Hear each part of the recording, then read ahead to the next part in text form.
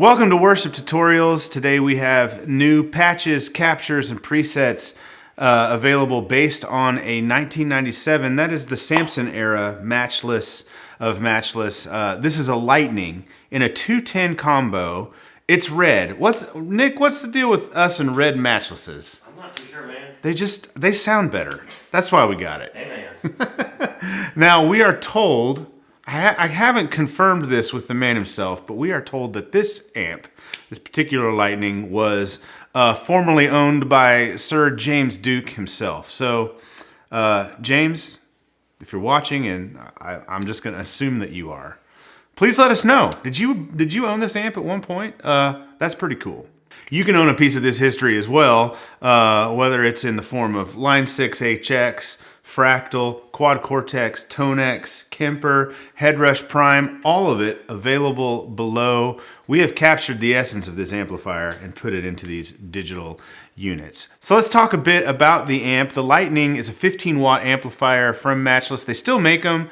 Like I said, ours is a 97. That was a good year, by the way. I was a senior in high school that year, Nick. It was a good time. It's a Vox AC15 type amplifier. So, you know, this smaller wattage AC style amp, they sound really cool. Lots of chime, but as we discovered with the Cub 2R that we put out from Bad Cat a while back, these amps have a little different mid-range thing going on, and it's awesome, and it really helps them cut through a mix. Sounds great. It sounds great with effects, as these types of amps most often do. So it works well like as a pedal platform. That's how we have designed a lot of our patches that utilize these captures and the tone match IRs for this amp. This is in a 210 combo configuration. It uses Matchless's version of the Celestion G10 L35s. Matchless takes these speakers. You can't get these speakers anymore, by the way. Matchless takes them and they modify them, remove some of the doping from the speaker, which makes them sound a little more open and airy and clear. And you definitely hear that come through. Like if you compare this amp to the Bad Cat, the Cub 2 Bad Cat, which is a similar amp, they definitely sound different. So I imagine that's a question we're going to get. How does this compare to the Bad Cat Cub 2? They have a different sound. The Bad Cat's a little thicker, a little stronger in the lower or in the mid range, and the Bad Cat or the Matchless is a little more open and chimey and airy in the top. So both great sounds. I imagine they would sound really cool in a stereo setup. Just saying. These patches are available for Line 6 HX platforms: Helix, Helix LT, Helix Native, HX Stomp, HX Stomp XL, and Pod Go, and Native. Now for Helix, we've run these with all of the wet stereo effects into 2 instances of the amp in stereo. So it's like you're running a big stereo pedal board into 2 of these amplifiers in stereo.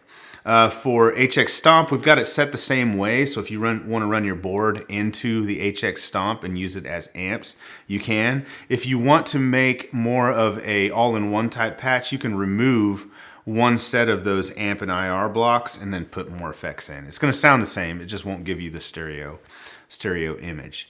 For Pod Go, it's kind of how we've always done our Pod Go patches. You can only run 1 amp, so we've got effects running into the amp and IR blocks, and then reverbs and delays after.